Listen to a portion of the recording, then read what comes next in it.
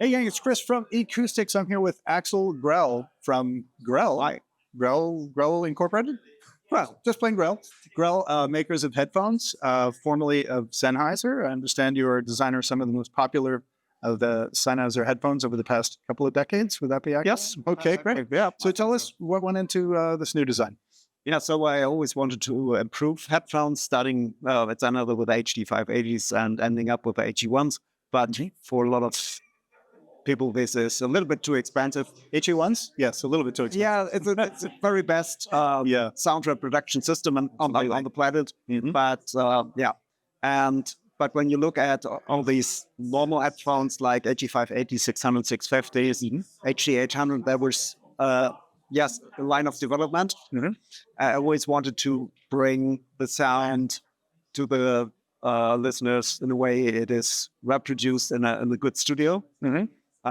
With full range speakers with the right room. Right. And one thing is that the sound in the studio, of course, is coming from the speakers in front. Mhm. So the first sound wave is coming like that to the ears. Right. And with headphones, the sound is coming from a direction From the sides. from the sides like that. Yeah. So Yeah. as if the speakers are there. And that also screws up the imaging. You can't really get good imaging. It all sounds like it's coming from inside your head with a pair of headphones. Yeah. So you can't change that for really the things that are in the middle. Mhm. So you have to use a head tracking for that. Yeah. So because there are some micro movements that your head is always doing, so that you understand, okay, it is out of my head in front of me. Yeah. But everything else you can render much better when it's coming from the right direction. So how do you solve that with a pair of headphones? Yes, with a pair of headphones where the drivers are not here, hovering over the ear, but they're here in front of the ear. The driver. The driver is from, so the sound is coming really from here. So these are the headphones, Right. and they're looking like traditional headphones. But when you look inside here, I don't know if it's visible. Then you see the driver is here, Right. and So it's actually forward of your ears. Yeah. So it can project sound from the front. yeah. Right. So this is the big difference between traditional headphones and the OE2s. And it is audible. It is audible in a way. It sounds very right for everybody. Yeah. Because the own pinner is involved in the shaping of the sound to the eardrum.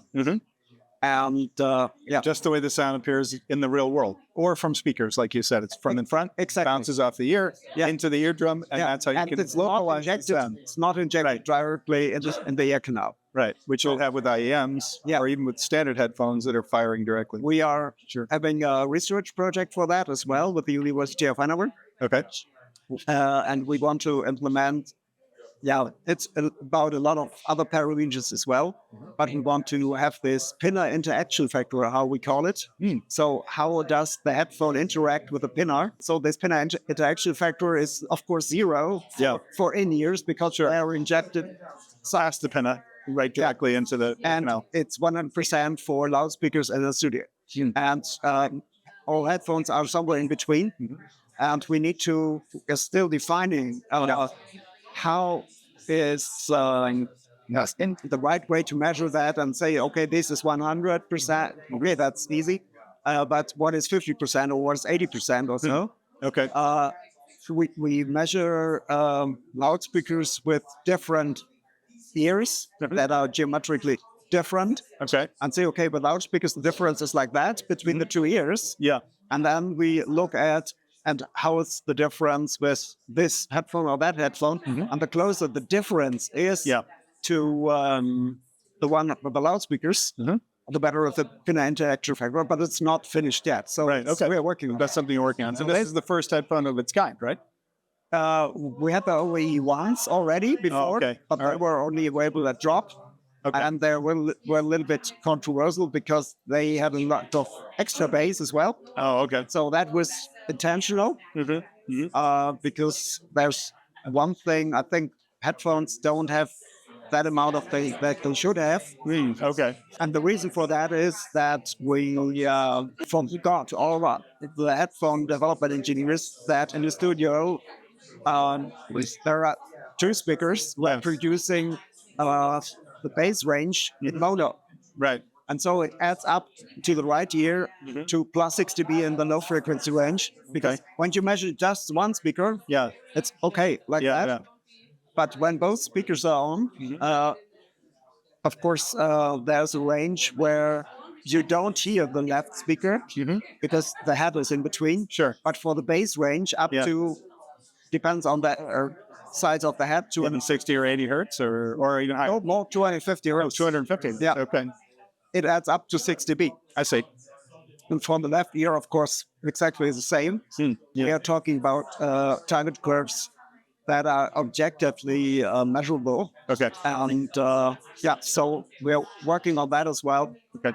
To find a target curve that represents exactly reality. this. What you actually hear in reality without headphones on. Yeah. Yeah. Okay. So these are the OAE2. What are they? Yeah. OAE2. It's simple. It's open around ear audiophile headphones. Genau.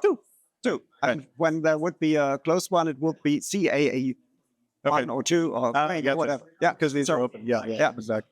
And the packaging as well. Yes. And here's a nice soon to be available in the United States for $4.99. That'll be the $4.99. $4.99. Yes. Okay. Starting to be in the market 1st of April. 1st of April. Okay. And they're already selling in Germany. We're selling in Germany already. 99 euros. 499 euros. Right. And how are they selling? Pretty well so far? Pretty well. We got well enough to afford a trip to the United States. Yeah. So we are getting good reviews. Excellent. Selling well. And it's not only Germany, it's Austria as well. Okay. And a little bit of Switzerland. So we are concentrating a little bit. Okay, Germany is our home. Yeah. And last time with the OE1s, they were available in the US first.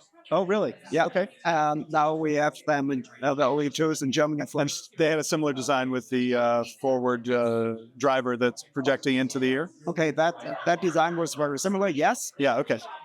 But there were a lot of changes in the ear as well. There's a frequency response and driver designs, and wearable comfort as well. Because some things have not changed. The cable, we're very versatile. The cable could be removed easily. Okay.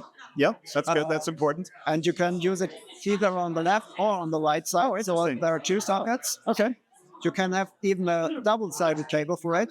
Okay. So we're just building up our accessory program. Okay. And I guess you recommend either a dongle DAC or a headphone amp to get enough power to drive them? Could you drive them directly from the phone, do you think? When the phone still has a 3.5 millimeter output. Yeah, right. And there aren't that many left with that. Yeah. But we have something else. We will introduce a microphone attachment. A microphone boom. Yeah. Okay. So when you like to listen to music on a very high level of quality, you may be a gamer or whatever. So I'm using turns it into a gaming headset. So I'm using this prototype here. Just 1 second. Yeah. Like that. Okay. Every day. I'm not a gamer. No. But I have a lot of taking calls and stuff. I have a lot of telephone conferences and things like that. So this thing is always connected to my computer. And so there you go. The boom arm is a little bit short, and this prototype it will be a little bit longer.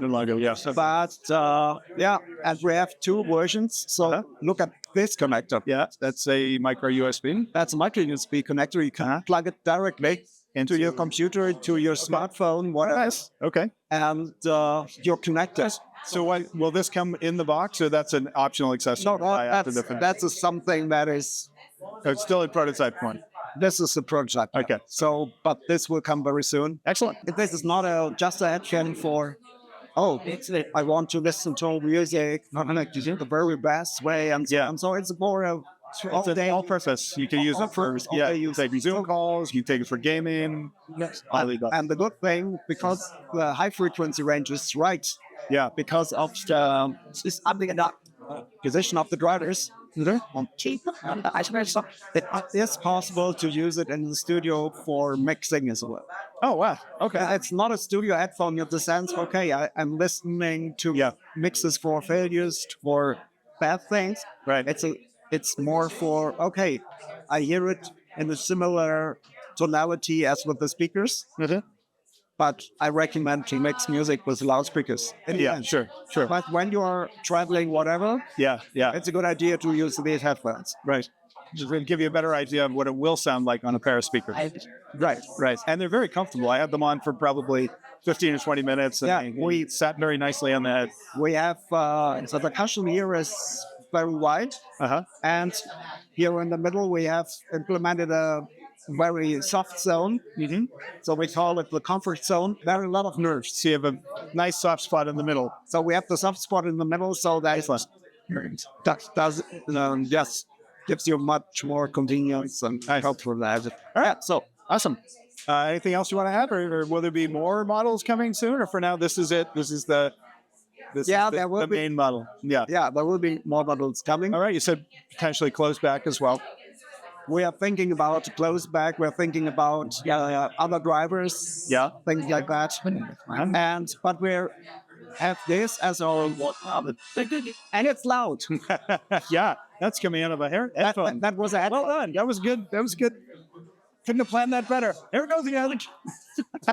Those are not speakers. That's an actual pair of headphones making that much sense. Yeah.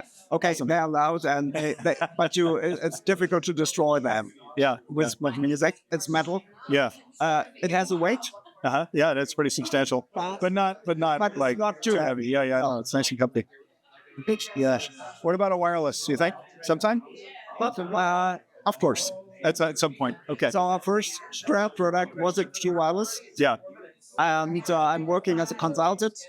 Not as Grell, but as Grell Audio consultant. Yeah. And I made a lot of Bluetooth headphones as well, wireless headphones, and I know exactly. Oh, for example, the heavies. That's not consultancy. That is one of my projects as well. Okay. And the heavies headphones are great. And that we have the heavies in ears. It's yeah. So I've spent a fair amount of time with the HE1, and those are amazing. But not everybody can afford $80,000 for a pair of headphones. And it comes with a marble 2-band. So I mean, yeah, that's pretty unique. And it's a preamp as well. Yeah, exactly. So when you use and even a remote control. Yeah. So this concept, it's my idea to have. Yeah, that's great. I think that very is impressed. Very good, but unfortunately, it's very expensive. Yeah, it is pretty expensive. Yeah. All right, cool. Well, thanks for joining us at Acoustics, and we'll look forward to seeing you at the next one, and look forward to these hitting the U.S. market in less than a month. Thank you very much for this nice conversation. Yes, right. All right, thanks for joining us, guys. We'll see you at the next one.